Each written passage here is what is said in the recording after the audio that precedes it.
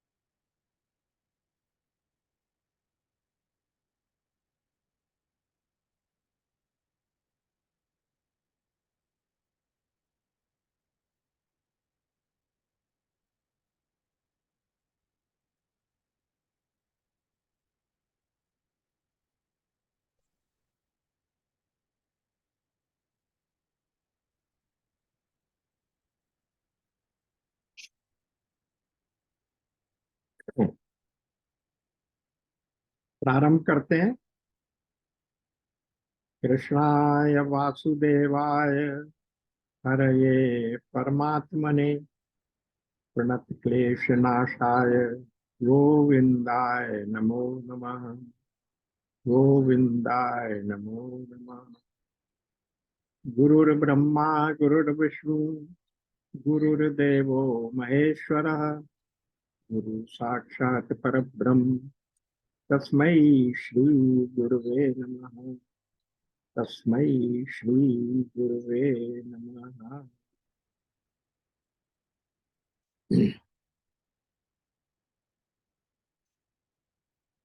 पिछले दिन श्रीमद् भागवत के एकादश स्कंद का के 17वें अध्याय का वाचन पूरा कर लिया। आज 18वें अध्याय में प्रवेश करने पेज 1073। इस 17वें अध्याय में क्या बताया भगवान ने उद्धव को कि ये जो हमारे 4 आश्रम हैं, ब्रह्मचर्य, गृहस्थ, वानप्रस्थ और संन्यास, इन 4 आश्रमों में से 2 आश्रम के बारे में बताया और ये बताया कि उन आश्रमों में रहने वाले उन आश्रमों का पालन किस प्रकार से किया जाना चाहिए। ब्रह्मचारी के लिए क्या क्या नियम है, क्या क्या उसके लिए उसकी बाध्यताएं हैं, क्या क्या उसका कर्तव्य है, और इसी प्रकार गृहस्थ आश्रम में गृहस्थ व्यक्ति के लिए क्या क्या कर्तव्य है और क्या क्या उसको नियम है जो उसको पालने चाहिए। और ये भी बताया गया कि किस स्थिति में ब्रह्मचारी सीधे संन्यास में जाना चाहे तो जा सकता है, लेकिन वो केवल ब्राह्मण ही जा सकता है।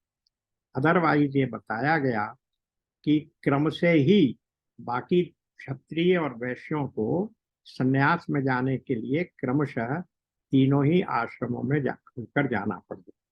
यानी ब्रह्मचर्य से वानप्रस्थ, ब्रह्मचर्य से गृहस्थ, गृहस्थ से वानप्रस्थ, और तभी संन्यास लिया जाएगा।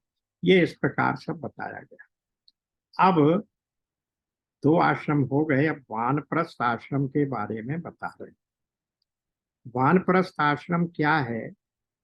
एक विद्वान ने बताया कि वानप्रस्थ आश्रम, ये समझ लीजिए कि गृहस्थ और संन्यास के बीच एक सेतु है। क्योंकि वानप्रस्थ में गृहस्थ से भी थोड़ा संबंध बना रहता है और संन्यास के लिए तैयारी की जा रही होती है। इसलिए वानप्रस्थ आश्रम गृहस्थ आश्रम और संन्यास आश्रम के बीच का सेतु है। अब ये क्यों कहा गया कि गृहस्थ से थोड़ा संबंध बना रहता है और संन्यास की तैयारी की जा रही है, उसको हम यहाँ देखते हैं। अब इसमें प्रवेश कर रहे हैं, पहला श्लोक हम पढ़ रहे हैं। क्या है? अगर वानप्रस्थ में प्रवेश करना चाहे तो अपनी पत्नी को पुत्रों के हाथ सौंप दे। पत्नी को पुत्रों के हाथ सौंपने का मतलब ये है कि यदि आप बिल्कुल एकांत में रहना चाहते हैं और अपने को संन्यास के लिए तैयार कर रहे हैं, तो आप पत्नी को भी पुत्रों के हाथ में छोड़ सकते हैं। दूसरी बात उससे ये भी पता लगी कि जो गृहस्थ की जिम्मेवारियां थी, वो सारी जिम्मेवारियां अब वानप्रस्थ में जाने से पहले आपको अपने पुत्र को सौंप देनी चाहिए। लेकिन यदि आप पत्नी को पुत्र के उसमें न छोड़ना चाहें, या पत्नी भी पुत्रों के साथ न रहना चाहे, वो भी अपनी आगे की तपस्या में भागीदार बनना चाहे, तो फिर क्या लिखा कि जब माँ ने अपनी पुत्र को पत्नी को संभाल दो, किंतु यदि अथवा अपने साथ ही लेकर जाए, दोनों बातें हो सकती हैं। तो अब अगर पत्नी साथ में जा रही है तो इसका मतलब ये है कि अभी हमने अपना गृहस्थ आश्रम छोड़ा नहीं है, हम पति और पत्नी के रूप में जा रहे हैं, पर पति और पत्नी के रूप में वहां हमारा शारीरिक संबंध, भौतिक संबंध कुछ नहीं रहा, केवल आध्यात्मिक संबंध रहा। अध्यात्म के लिए, अपने जीवन का लक्ष्य मोक्ष मोक्ष प्राप्त करने की तैयारी के लिए ही पति और पत्नी जा रहे हैं। रामचरितमानस में आया है कि तीसरापन बीत गया, तब मनु और शतरूपा को ये लगा कि अरे हमारा तो चौथेपन में हम आ गए और अभी तक हमें संसार घेरे बैठा है। इसलिए वो मनु और शतरूपा दोनों वन को चले गए और अपने पुत्र को जिम्मेवारी अपना राज संभाल कर चले गए। और वहां जाकर फिर उन्होंने तपस्या की, और उस तपस्या के फलस्वरूप दोनों ने तपस्या की, और तपस्या के फलस्वरूप क्या वरदान मिला कि भगवान ने कहा अनशन सहित मैं तुम्हारे घर में जन्म लूंगा। तो ये इस प्रकार से वानप्रस्थ भी पूरी तैयारी है, ऐसा नहीं है। तो अब फिर क्या कह रहे हैं? शांत चित्त से अपनी आयु का तीसरा भाग वन में ही रहकर व्यतीत करे। अब आजकल के समय में वन तो संभव नहीं है, फिर क्या करें। तो चिन्मयानंद जी की एक पुस्तक में मैंने पढ़ा कि उन्होंने कहा कि भाई कम से कम इतना तो करो कि आपके परिवार यानी आपका बेटा और उसका परिवार रह रहा है, एक ही आप मल्टी स्टोरी बिल्डिंग में रह रहे हैं, तो वो 26 फ्लोर पर है, तो आप कम से कम 4th फ्लोर 9th फ्लोर पर तो आ जाओ। उनसे अपना संबंध, दैनिक व्यवहार का संबंध न रहे, इतनी व्यवस्था अवश्य कर लेनी चाहिए। साथ में रहोगे तो जरूर इंटरफियर करोगे, उस गृहस्थ आश्रम की जिम्मेवारियां अपने ऊपर ले लोगे, क्योंकि उस आसक्ति को छोड़ना सरल नहीं। अब फिर वहां जाए तो फिर खाए क्या। उसे वन के पवित्र कंद मूल और फलों से ही शरीर निर्वाह करना चाहिए। वस्त्र की जगह वृक्षों की छाल पहने अथवा घास पात और मृगशाला से ही काम निकाल ले। केश रोए नक और मूछ दाढ़ी रूप शरीर के मल को हटावे नहीं, दातुन करे नहीं, जल में घुसकर स्नान करे और धरती पर ही पड़ जाए। ये बड़ी कठिन तपस्या है जो आज के युग में संभव नहीं है, लेकिन जितना भी हम इन साधनों का उपयोग कम से कम करें और शारीरिक तपस्या करें, उसका ही आशय है जो यहाँ पर इस युग में, कलयुग में संभव हो सकता है। ग्रीष्म ऋतु में पंचाग्नि तपे, वर्षा ऋतु में खुले मैदान में रहकर बौछार सहे, जाड़े के दिनों में गले तक जल में डूबा रहे, इस प्रकार तपस्या में जीवन व्यतीत करे। तात्पर्य इतना ही है कि जितना भी अधिक तपस्या पूर्वक, तपस्या मूलक जन्म, तपस्यामय जन्म व्यतीत कर सकते हैं, उतनी तपस्या का जन्म व्यतीत करो। कंद मूलों को केवल आग में भून कर खा। अब यहाँ ध्यान दीजिए, वानप्रस्थ आश्रम में अग्नि का त्याग नहीं है। वानप्रस्थ आश्रम तक आप अग्नि में भूनकर खा सकते हैं, लेकिन संन्यास आश्रम में अग्नि का त्याग हो। अग्नि में आप अपने घर में अग्नि नहीं जला सकते, आप अग्निहोत्र नहीं कर सकते, और यहाँ तक कि सन्यासी की मृतदेह को भी अग्नि संस्कार नहीं किया जाता। उसको या तो जल समाधि दी जाएगी सन्यासी की शरीर को, या भू समाधि दी जाएगी, उसका अग्नि में दाह संस्कार नहीं होता है। पर यहाँ ये संभव है। तो फिर कूटने की आवश्यकता हो तो ओखली में या सिल पर कूट ले, अन्यथा दांतों से ही चबाकर खा ले। वानप्रस्थी को चाहिए कि कौन सा पदार्थ कहाँ से लाना चाहिए, किस समय लाना चाहिए, कौन कौन पदार्थ अपने अनुकूल हैं, इन बातों को जानकर अपने जीवन निर्वाह के लिए स्वयं ही सब प्रकार के कंद मूल फल आदि ले आवे। अब इस तरह से स्वयं ही छांट कर वहां से, क्योंकि गृहस्थ से संबंध टूट गया है, और वानप्रस्थी को भिक्षा लेना का नहीं है अलाउ। सन्यासी को भिक्षा लेने की आज्ञा है, लेकिन वानप्रस्थी को भिक्षा नहीं लेना। इसलिए वो कंदमूल फल इत्यादि खाकर ही अपना भरण पोषण करे। फिर एक बात जो महत्वपूर्ण है, देश काल आदि से अनभिज्ञ लोगों से लाए हुए अथवा दूसरे समय के संचित पदार्थों को अपने काम में न ले। कोई भी व्यक्ति कुछ भी सामान ले आया, अब वो भक्ष्य है अभक्ष्य है, शास्त्र के द्वारा वो तामसी भोजन है या कैसा भोजन है, इसलिए इस प्रकार से उसको स्वीकार न करे। निवार आदि जंगली अन्न से ही चरु पुरोडाश आदि तैयार करे और उन्हीं से समयोचित आश्रम में आदि वैदिक कर्म करे। वानप्रस्थ हो जाने पर वेद विहित पशुओं द्वारा मेरा यजन न करे। वेद वेदताओं ने वानप्रस्थी के लिए अग्निहोत्र, दर्श, पौर्णमास और चातुर्मास आदि का वैसा ही विधान किया है जैसा गृहस्थों के लिए। यानी जो भी उपासना करनी है, जो भी यज्ञ यागादि करने हैं, दान इत्यादि देना है, वो सब वानप्रस्थ में भी किया जा सकता है। इस प्रकार घोर तपस्या करते करते मांस सूख जाने के कारण वानप्रस्थी की एक एक नस दिखने लगती है। वह इस तपस्या के द्वारा मेरी आराधना करके पहले तो ऋषियों के लोक में जाता है और वहां से फिर मेरे पास आ जाता है, क्योंकि तप मेरा ही स्वरूप है। अब यही क्रम मुक्ति की बात है कि वानप्रस्थी पहले ऋषियों के लोक में जाएगा, फिर वहां से भगवान को प्राप्त होगा।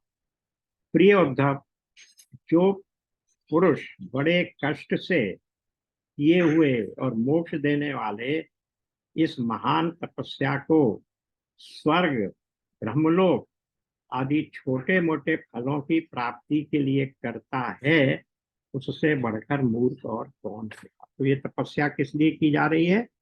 केवल भगवत प्राप्ति के लिए की जा रही है।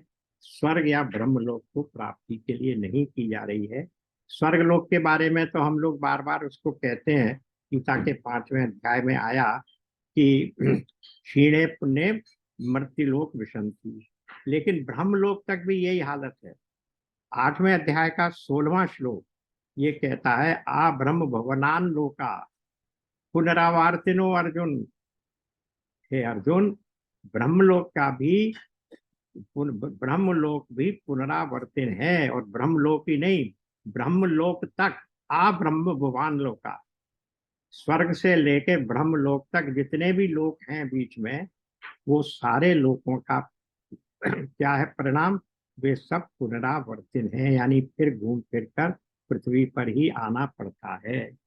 इसलिए वो कह रहे हैं कि यदि इतनी तपस्या की जा रही है, जहां आपका मांस भी सूख गया, नसें दिखने लगी, तो वो तपस्या का उद्देश्य अगर ब्रह्मलोक या स्वर्गलोक प्राप्त करना है या स्वर्ग के वैभव प्राप्त करना है, तो वो बहुत क्षुद्र फल के लिए आप इतनी कठोर तपस्या कर रहे हैं। इसलिए भगवान को ही प्राप्त करना है, इसके लिए इसी उद्देश्य से इस वानप्रस्थ आश्रम में तपस्या करनी चाहिए।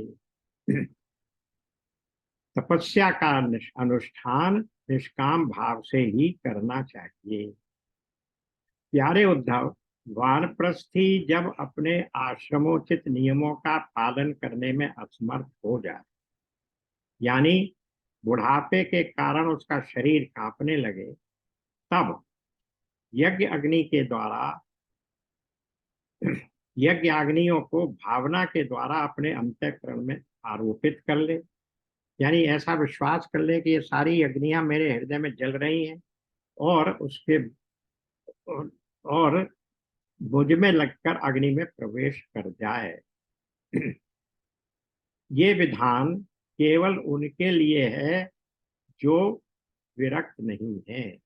जो विरक्त हैं वो तो संन्यास आश्रम में प्रोसीड कर जाएंगे, लेकिन जो नहीं सहन कर पा रहे हैं, उनके लिए ये है कि वो फिर अग्नि से अपने आप को भस्म कर लें और भगवान के पास पहुंचने की तैयारी कर लें। यदि उसकी समझ में ये बात आ जाए कि काम कर्मों से उनके फलस्वरूप जो लोग प्राप्त होते हैं वे नरकों के समान ही दुखपूर्ण हैं, और मन में लोक परलोक से पूरा वैराग्य हो जाए, तो विधि पूर्वक यज्ञाग्नियों का परित्याग करके संन्यास ले ले।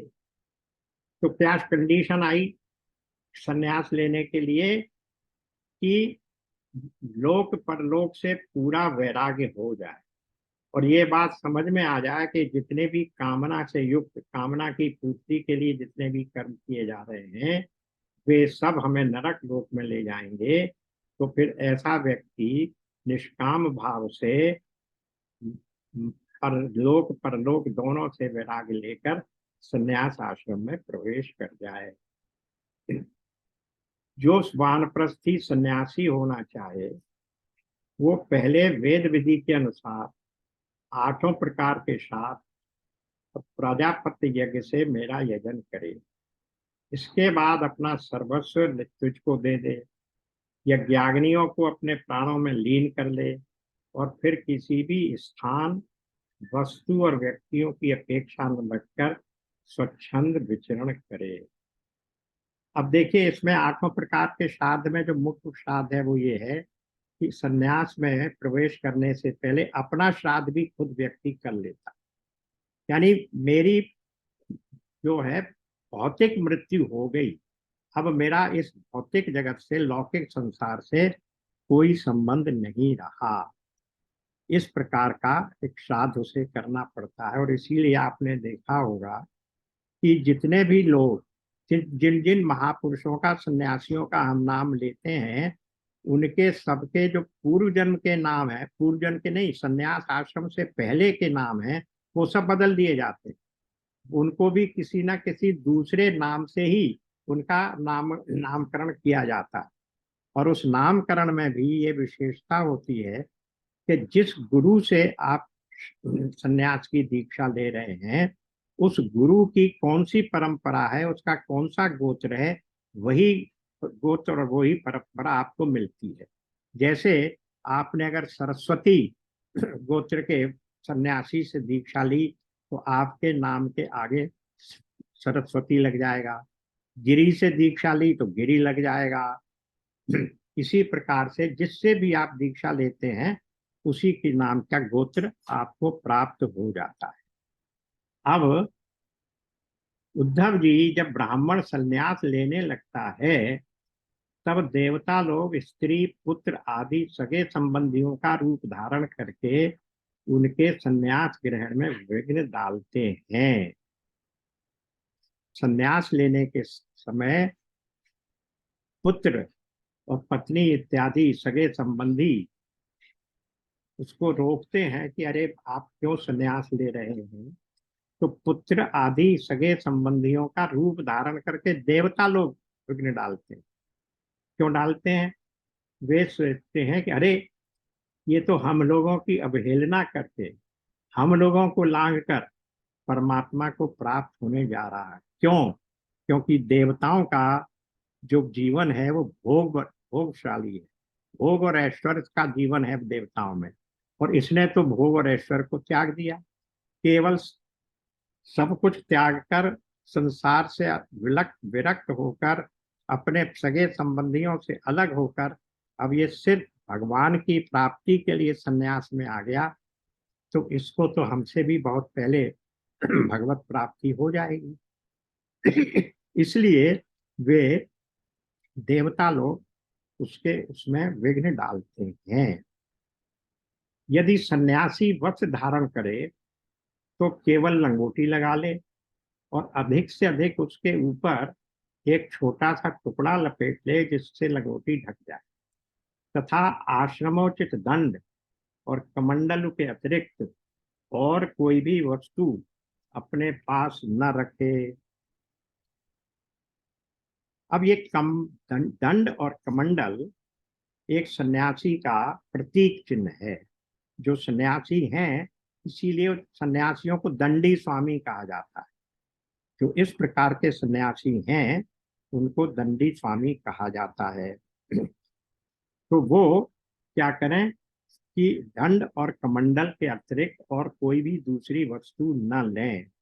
लेकिन क्या बताया गया कि ये दंड और कमंडल तो प्रतीक है, वास्तव में क्या करना चाहिए? दंड और कमंडल किस किस चीज को दंड और कमंडल कहेंगे?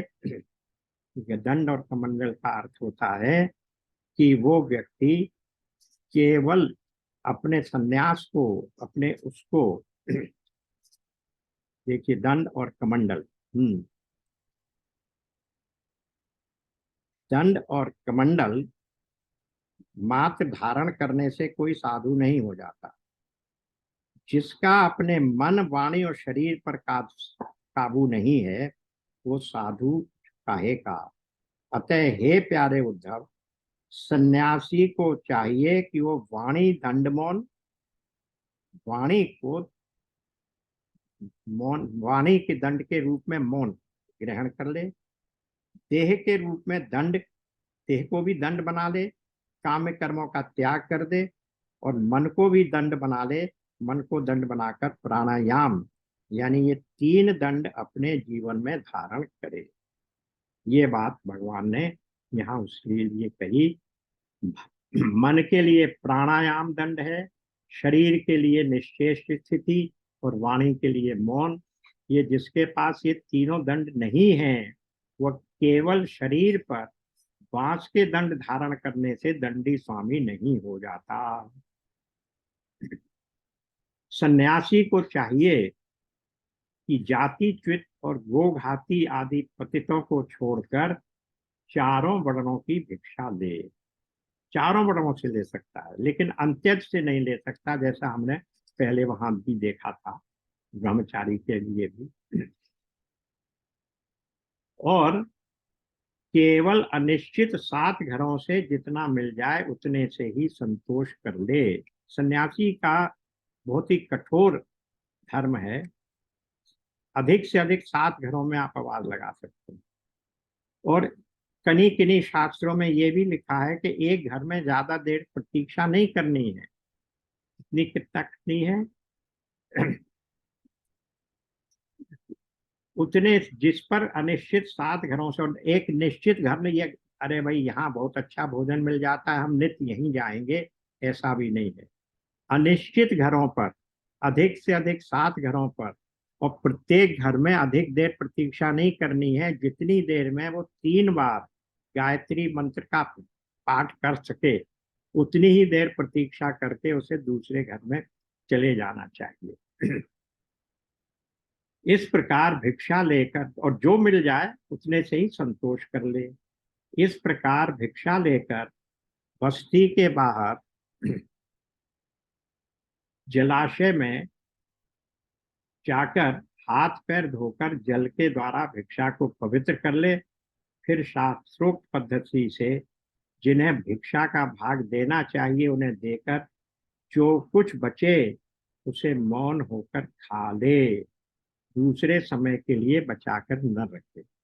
देखिए ये बात तो 4थे अध्याय में या शायद 5वें अध्याय में बता चुके हैं भगवान कि जो यज्ञ शिष्ट है यज्ञ शिष्ट को ही खाना है, और जो यज्ञ शिष्ट को नहीं रख के पहले से ही सब कुछ अपने लिए खाता है वो तो समझो कि खून पी रहा है, वो यज्ञ की वस्तु नहीं प्राप्त, भगवान का भोग ग्रहण नहीं कर रहा, अन्न ग्रहण नहीं कर रहा है।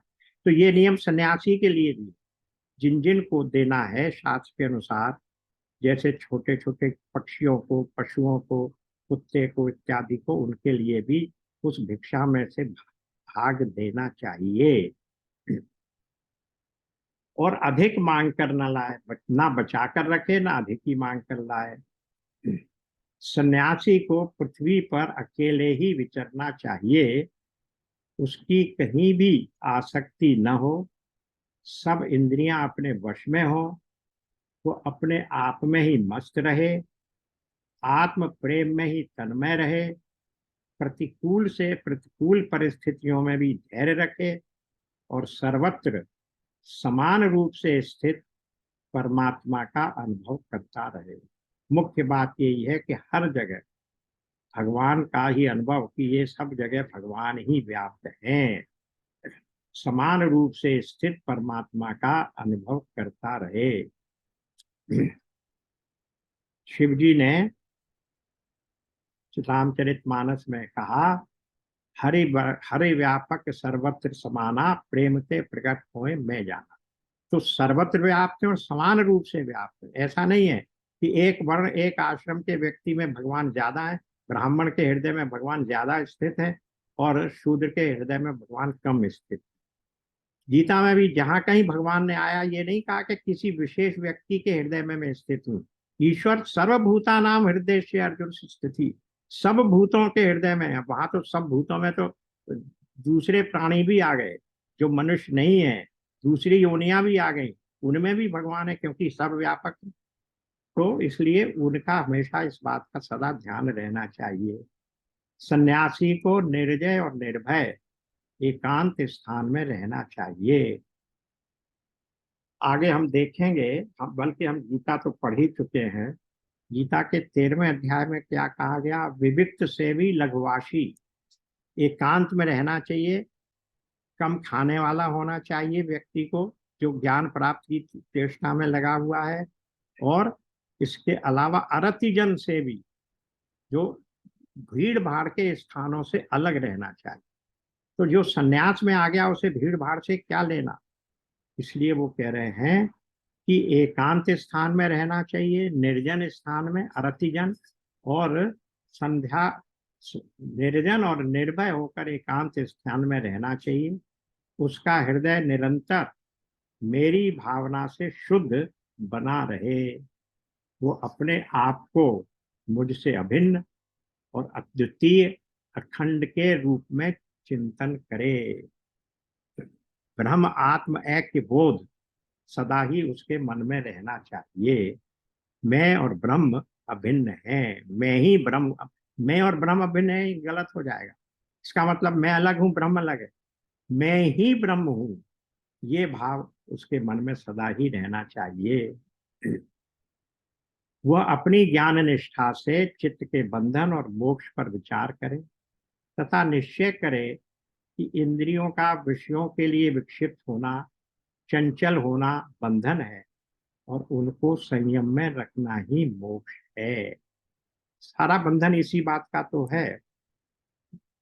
अविद्या, कामना और कर्म, बंधन कहाँ से आ रहा है? यहीं से आ रहा है।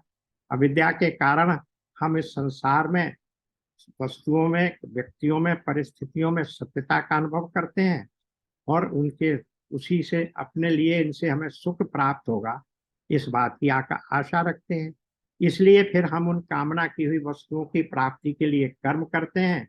कर्म अच्छे या बुरे होते हैं, उनको भोगने के लिए शरीर का बंधन चलता रहता है।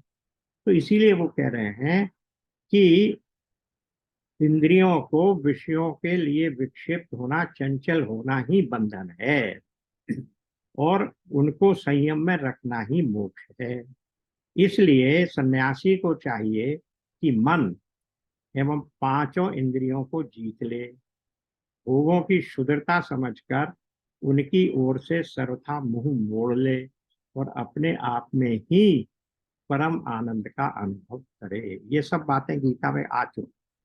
मन, केवल मन इसलिए कहा गया, इस मन में ही आप बाकी के तीन भी जो अंतःकरण चतुष्टय है उनको भी इसी में समाहित समझ लीजिए। पांचों ज्ञानेंद्रियां और चारों अंतःकरण, मन बुद्धि चित्त अहंकार, उनको मन एवं पांचों ज्ञानेंद्रियों को जीत ले, भोगों की शुद्धता समझकर उनकी ओर से सर्वथा मुंह मोड़ ले और अपने आप में ही परम आनंद का अनुभव करे। आत्मरति, आत्मतुष्टि, आत्मसंतुष्टि, यही होना है। आत्म में ही, मुझ में ही सुख है। क्योंकि अगर शरीर में अपने आप को शरीर से उसने आइडेंटिफाई कर लिया तो फिर तो क्या होगा? मैं कर्ता, मैं भोक्ता, मैं सुखी, मैं दुखी। तो फिर आनंद कहाँ से मिलेगा? आनंद तभी मिलेगा जब इससे ऊपर उठकर हम जाएंगे। गीता के 3 अध्याय के 42वें श्लोक में भी यही कहा गया कि किससे ऊपर कौन है? 3.42, इंद्रियों को स्थूल शरीर से पर, यानी श्रेष्ठ, इंद्रियों से श्रेष्ठ, बलवान और सूक्ष्म कहते हैं। इन इंद्रियों से परे, इन इंद्रियों से श्रेष्ठ कौन है? मन। मन से श्रेष्ठ भी बुद्धि है और बुद्धि से भी अत्यंत श्रेष्ठ कौन है? वो है आत्मा। तो इस प्रकार से इन सब शरीर, इंद्रियों इत्यादि से अपने को अलग करके आत्मा में ही रमण करने की चेष्टा करे। इस प्रकार वो मेरी भावना से भरकर पृथ्वी में विचरता रहे। केवल भिक्षा के लिए ही नगर, गांव या बस्ती या यात्रियों की टोली में जाए, वहां घूमने के विचार से न जाए। पवित्र देश, नदी, पर्वत, वन और आश्रमों से पूर्ण पृथ्वी में बिना कहीं ममता जोड़े घूमता फिरता रहे। भिक्षा भी अधिकतर वानप्रस्थियों के आश्रम से ही ग्रहण करे, क्योंकि कटे हुए खेतों के दानों से बनी हुई भिक्षा शीघ्र ही चित्त को शुद्ध कर देती है और उससे बचा कुचा मोह दूर होकर सिद्धि प्राप्त हो जाती है। ये हमने देखा था पहले ब्रह्मचारी में आश्रम में कि कुछ को कुछ न मिल पाए तो फिर वो क्या करे कि जो खेत काट लिए जाते हैं उनसे जो गिरा हुआ भोजन अन्न के दाने बच जाते हैं उनको एकत्रित करके उनसे भोजन करे। या किसी व्यापारी के यहाँ जब व्यापार होता है अन्न का और वो तोलते समय कुछ बच जाता है उससे उनको इकट्ठा करके उनसे भोजन करे। तो यही बात सन्यासी के लिए भी कही जा रही है। विचारवान सन्यासी दृश्यमान जगत को कभी भी सत्य न समझे। विचारवान सन्यासी इस सत्य को कभी भी सत्य इस जगत को सत्य न समझे, क्योंकि ये सत्य तो प्रत्यक्ष ही नाशवान है। इस जगत में कहीं भी अपने चित्त को लगाए नहीं। इस लोक और परलोक में जो कुछ करने पाने की इच्छा हो उससे विरक्त हो जाए। संन्यास का अर्थ ही है कि इन सब इच्छाओं से अपने आप को इनका त्याग कर दे। सधन न्यास पूर्णतः इनका त्याग करना ही संन्यास है। आत्मा में जो मन वाणी और प्राणों का संघात रूप ये जगत है वो सारा का सारा माया ही है। अब ये वेदांत का सिद्धांत आ गया। ये सारा जगत कहाँ दिख रहा है? आत्मा में मन वाणी और प्राणों का संघात रूप ये जगत है। ये सारा जगत कल्पित है। जैसे रस्सी में सर्प कल्पित है उसी प्रकार ये आत्मा जो सबका अधिष्ठान है उस अधिष्ठान में ही ये सारा जगत कल्पित है। ये वास्तविक नहीं है। ये बात ध्यान में रहनी चाहिए। इस विचार के द्वारा उस जगत का बाध करके, अब देखिए फिर शब्द बाध आया, नाश नहीं आया, क्योंकि वो वास्तविक नहीं है।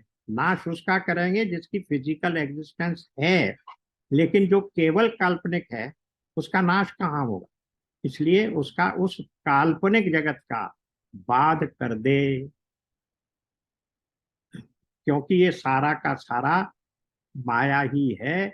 इसका बाध करके अपने स्वरूप में स्थित हो जाए। स्वरूप क्या है?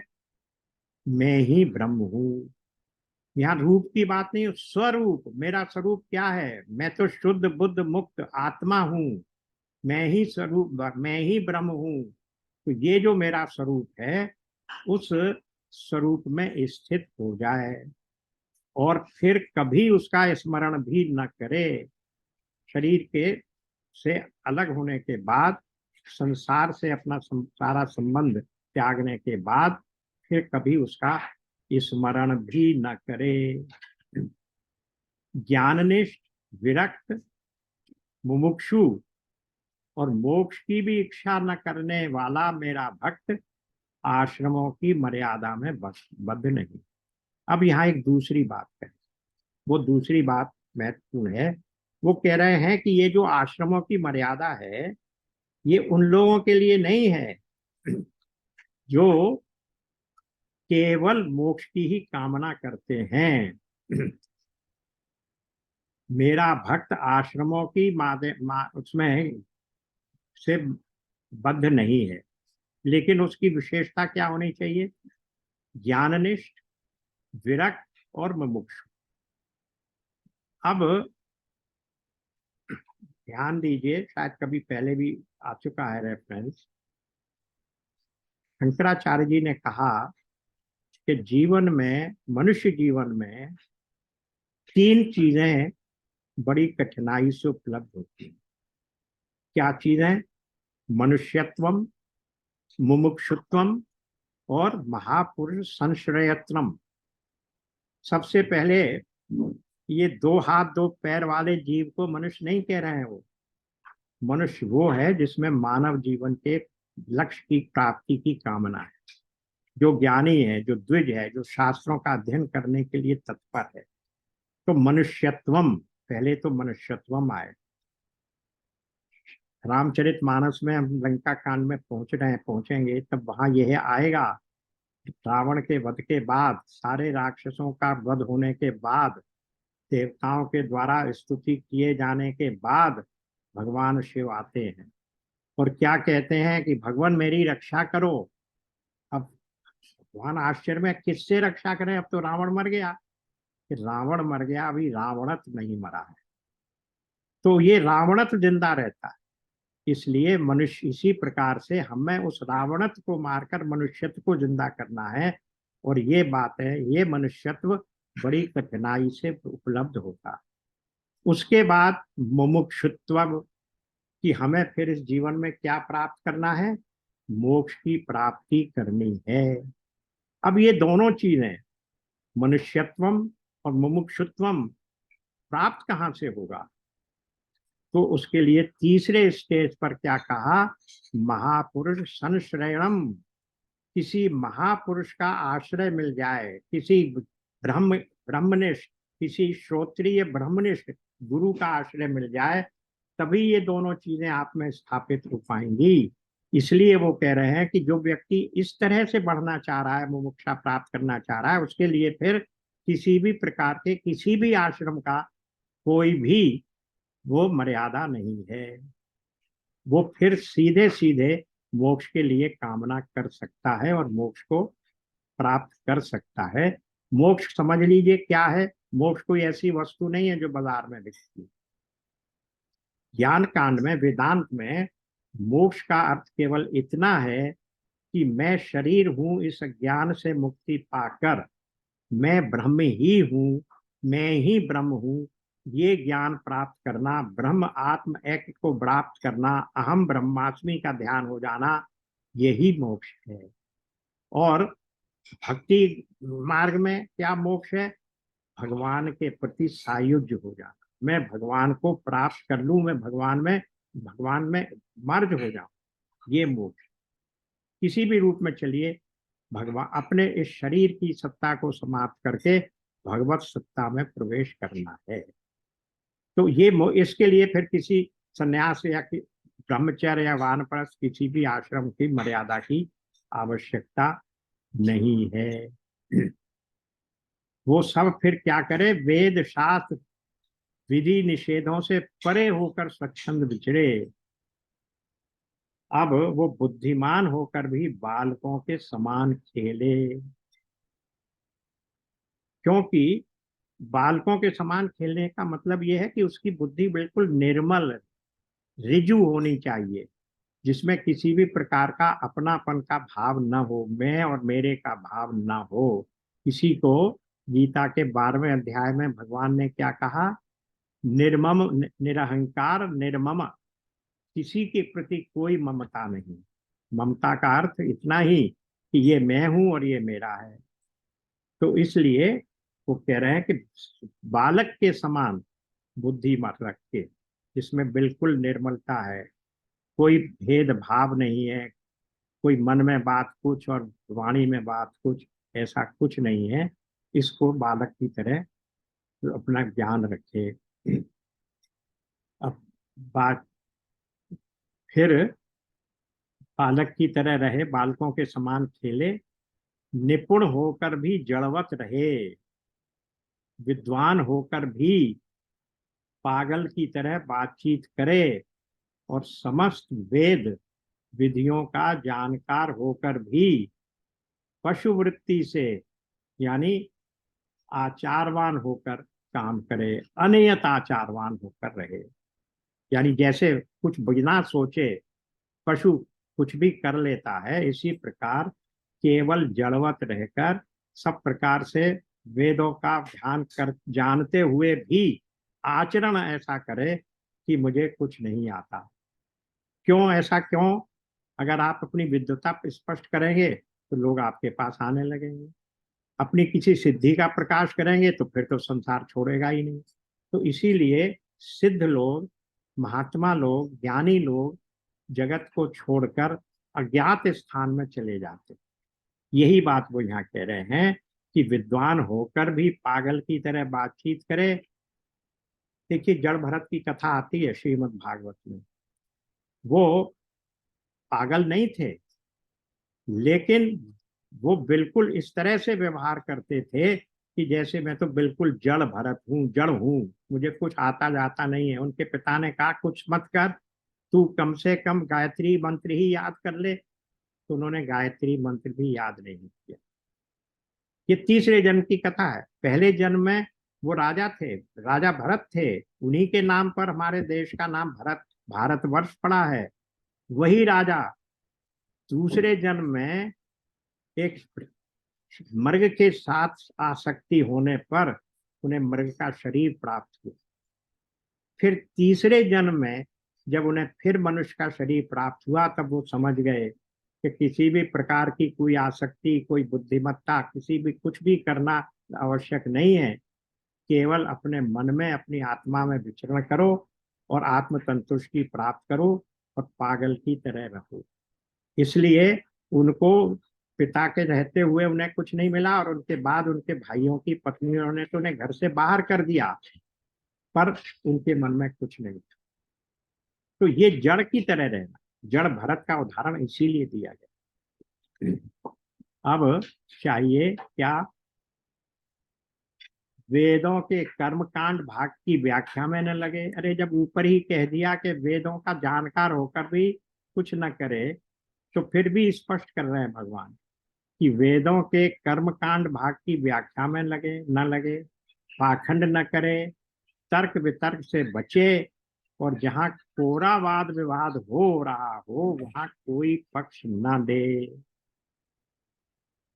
अब उसके बाद वो इतना धैर्यवान हो कि उसके मन में किसी भी प्राणी से, और इसमें और ऐड कर लीजिए, किसी भी परिस्थिति में कोई उद्वेग न हो, और वो स्वयं भी किसी प्राणी को उद्विग्न न करे। ये गीता में ऑलरेडी आ चुका। ना स्वयं उद्वेग हो और ना उससे कोई उद्वेग करे। जो सिद्ध भक्त के लक्षण 12वें अध्याय में 13वें श्लोक से लेकर 19वें श्लोक तक बताए गए हैं, उनमें ये भी है कि उसको ना स्वयं उद्विग्न हो और ना किसी उससे किसी दूसरे को उद्विग्नता प्राप्त हो। उसकी कोई निंदा करे तो प्रसन्नता से सह ले, किसी का अपमान न करे। ये भी उसी में आ गया। ज्ञानी भक्तों की गुणों में 12वें अध्याय में ये बात भी आ रही। प्रिय उद्धव, सन्यासी इस शरीर के लिए किसी से भी वैर न करे। तुमने मुझे चोट मार दी, तुमने मेरा अपमान कर दिया, तुमने मेरे निजी व्यक्ति का वध कर दिया या उसको नुकसान पहुंचा दिया, ये सब शरीर और शरीर के संबंधियों से ही सारा विवाद पैदा होता है।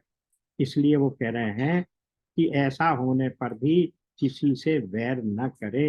ऐसा वैर तो पशु करते हैं। आप देखिए, किसी हाल की ब्याही हुई बिल्ली के बच्चे को आप हाथ लगा के देख लीजिए, खा जाएगी, कुत्ता खा जाएगा। क्योंकि कुत्ते को डर रहता है कि ये मेरे बच्चे को कहीं नुकसान न पहुंचा दे। तो ऐसा वैर तो पशु करते हैं। ये उदाहरण दिया जाए। जैसे एक ही चंद्रमा जल से भरे हुए विभिन्न पात्रों में अलग अलग दिखाई देता है, वैसे ही एक ही परमात्मा समस्त प्राणियों में और अपने में भी स्थित है। ये बात कहाँ आई थी? हम लोगों ने गीता में किया था। 15वें अध्याय के 15वें श्लोक को, सॉरी 7वें श्लोक को जब हम लोग एक्सप्लेन कर रहे थे, ममै वांशो जीव लोके जीव भूत सनातन, तो ये प्रश्न आया था कि भाई भगवान का तो, आत्मा का या परमात्मा का तो अंश हो नहीं सकता, तो भगवान ये कैसे कह रहे हैं कि ममै वांश जीव मेरा अंश है? तो उसको समझाने के लिए यही उदाहरण दिया गया था कि अलग अलग 100 घड़े रखे हैं, उन 100 घड़ों में अलग अलग प्रकार से उनके घड़ों के में जो जैसा जल भरा हुआ है उसके रंग के हिसाब से, उस घड़े की जैसी आकृति है उसके हिसाब से चंद्रमा छोटा या बड़ा इतने प्रकार का दिखेगा। पर क्या वो चंद्रमा के भाग हो गए इतने? इसी दूसरा उदाहरण इसीलिए दिया गया था कि आकाश, घड़े का आकाश, हमारे इस कमरे का आकाश और महाकाश क्या अलग अलग हैं?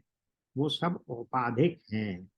यही बात यहाँ भी कह रहे हैं कि इसलिए विभिन्न पात्रों में अलग अलग दिखाई देता है, जैसे हमारा एक ही चंद्रमा, वैसे ही एक ही परमात्मा समस्त प्राणियों में और अपने में भी स्थित है। एक मेवा अद्वितीयम, दूसरी वस्तु है ही नहीं। सबकी आत्मा तो एक है ही, ये बात भी बता दी गई। कहाँ बताई गई? 13वें अध्याय का शुरू का ही दूसरा श्लोक ही है। सब सॉरी, फोर्थ, 13.4, सारे क्षेत्रों का क्षेत्रज्ञ मैं ही हूं। सारे क्षेत्रों का क्षेत्रज्ञ एक ही है, और वो एक क्षेत्रज्ञ मैं हूं। यानी वही एक परमात्मा सारे क्षेत्रों में व्याप्त है। वही बात यहाँ कह रहे हैं कि एक ही परमात्मा समस्त प्राणियों में और अपने में भी स्थित है। सबकी आत्मा तो एक है ही, आत्मा भी एक है, और सब काहे से बने हुए हैं? और सभी पंचभूतों से, शरीर भी सभी के बने हुए हैं, क्योंकि सब पांच भौतिक तो हैं ही। ऐसी अवस्था में किससे वैर किया जाए? किसी से भी वैर विरोध करना अपना ही वैर विरोध करना है। सब जगत देखूं अपना, केसन करूं विरोध। तुलसीदास जी ने भी यही कहा कि सारे जगत में आपको ही देख रहा हूं मैं फिर आपको किससे विरोध करूं?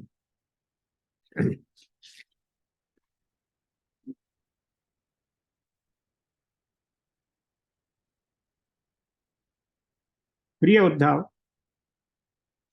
सन्यासी को किसी दिन यदि समय पर भोजन न मिले तो उसे दुखी नहीं होना चाहिए, और यदि बराबर मिलता रहे तो हर्षित न होना चाहिए। उसे चाहिए कि वो धैर्य रखे, मन में हर्ष और विषाद दोनों प्रकार के विकार न आने दे। दुखेशु अनिद्युग्न मना, सुखेशु विगत स्पृहा, कह चुके हैं भगवान 5वें अध्याय में, सॉरी दूसरे अध्याय में कह चुके हैं। तो ये उसके लक्षण जब गिना रहे हैं 55 से लेके, तब वहां कह चुके हैं। स्थित प्रज्ञ के लक्षण बता रहे हैं, तब वहां कह चुके हैं। सुखेशु अनिद्युग्न मना, सुखेशु विगत स्पृहा, काम क्रोध भय मुक्त स्थित धी मुनि मुच्यते। जो इन सबसे, काम क्रोध से भय से मुक्त है, ऐसे व्यक्ति को ही मुनि कहा जाता है। वही कह रहे हैं, हर्ष और विषाद दोनों में ही एक प्रकार के किसी भी प्रकार का विकार न आने दे, क्योंकि भोजन मिलना और न मिलना दोनों ही प्रारब्ध के अधीन है। भिक्षा अवश्य मांगनी चाहिए, ऐसा करना उचित ही है, क्योंकि भिक्षा से ही प्राणों की रक्षा होती है, और प्राण रहने से ही तत्व का विचार होता है, और तत्व विचार से ही तत्व ज्ञान होकर मुक्ति मिलती है। पूरी सीरीज बताता है, यही बात कही गई है। शरीर माध्यम खलु धर्म साधनम, सारे धर्मों का साधन शरीर ही है। और यदि शरीर को ही आप क्षीण होने देंगे तो फिर शरीर में विचार करने की, तार्किक शक्ति, समझने की शक्ति नहीं रहेगी। और अगर विचार करने की क्षमता नहीं रही तो फिर ये पढ़ना और शास्त्रों का अध्ययन करना, फिर ये विचार करना कि मैं शरीर नहीं हूं, मैं शुद्ध बुद्ध मुक्त आत्मा हूं, कहाँ आएगा? तो फिर आपको मुक्ति नहीं मिल सकती। इसलिए शरीर भी रखना बहुत आवश्यक है। ये बात यहाँ कही जा रही है। शरीर को शरीर के लिए नहीं, शरीर को मोक्ष का माध्यम मानने के लिए रखना है, और उसके लिए भिक्षा करनी है तो भिक्षा करें। सन्यासी को प्रारब्ध के अनुसार अच्छी या बुरी जैसी भी भिक्षा मिल जाए उसी से पेट भर ले। वस्त्र बिछोने भी जैसे मिल जाए उन्हीं से काम चला ले। उनमें अच्छेपन या बुरेपन की कल्पना न करे। जैसे मैं परमेश्वर होने पर भी अपनी लीला से ही शौच आदि शास्त्रोक्त नियमों का पालन करता हूँ, वैसे ही ज्ञाननिष्ठ पुरुष भी शौच, आचमन, स्नान और दूसरे नियमों का लीला से ही आचरण करे। ये भी शरीर को रखने का साधन है, केवल भोजन से ही नहीं। शरीर की शुद्धता भी बहुत आवश्यक होती है। शौच, आचमन, स्नान, फिर शास्त्र विधि के अधीन होकर विधि किंकर होकर न करे, यानी जो भी कुछ करे शास्त्र के अधीन हो, शास्त्र के विरोध होकर कुछ भी कर्म न करे। क्योंकि ज्ञाननिष्ठ पुरुष को भेद की प्रतीति नहीं होती। जो पहले थी वो भी मुझ परमात्मा के साक्षात्कार से नष्ट हो गई। भेद किसमें है? मनुष्य मनुष्य में भेद, प्राणी प्राणी में भेद। जो आत्मा मुझ में है वही आत्मा चींटी में भी तो है ना। तो यही नहीं कि मनुष्य जाति से ही भेद मत करो, प्राणी मात्र से अभेद, क्योंकि सबकी आत्मा वही है और सभी उसी पंचभूत से बने हुए हैं। इसलिए भेद कहाँ है? भेद केवल उपाधियों में है। वो बात हम लोग गीता में बार बार कर चुके हैं। पुराने संस्कारों के अनुसार हमारे में आचरण में भेद आता है, वैर आता है, वो किसी के प्रति द्वेग आता है, किसी के प्रति कोई बुद्धिमान है, कोई मूर्ख है, कोई गरीब है, कोई वो है। ये सब कहाँ से आ रहा है? प्रारब्ध के अनुसार, हमारे संचित कर्मों के फल के अनुसार आता है। और वैसे आत्मा के लेवल पर कोई भेद नहीं है, क्योंकि ज्ञाननिष्ठ पुरुष को भेद की प्रतीति ही नहीं होती। जो पहले थी वो भी मुझ सर्वात्मा के साक्षात्कार से नष्ट हो गई। अभी परमात्मा के साक्षात्कार क्या है?